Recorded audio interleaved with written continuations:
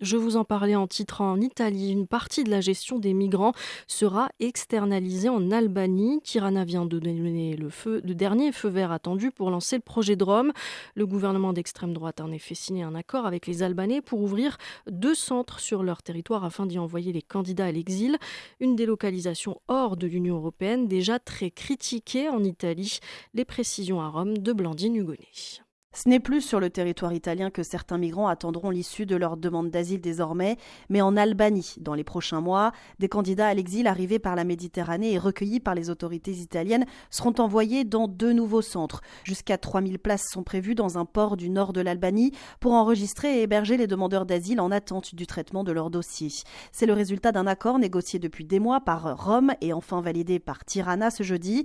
Une externalisation voulue par la chef du gouvernement d'extrême droite Giorgia Meloni pour contenir les arrivées de migrants. Que ce soit les centres, la sécurité ou les dossiers des migrants, tout sera géré par les Italiens, promet l'exécutif.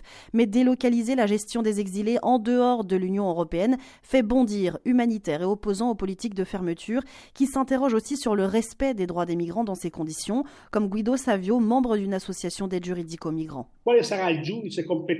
Quel juge sera désigné compétent pour aller évaluer en Albanie les demandes ? C'est une violation la plus totale des droits, de leur droit à une défense, mais aussi de la protection de leur liberté personnelle, de l'exercice de leur droit d'asile. Ce sera totalement hors de notre contrôle.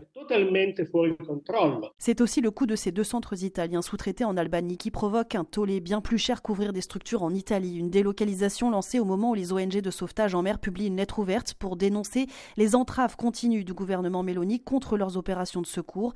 Des mesures électoralistes dénoncent les détracteurs de la leader souverainiste en campagne pour le scrutin européen de juin prochain. À Rome, Blandine Hugonnet pour Medi 1.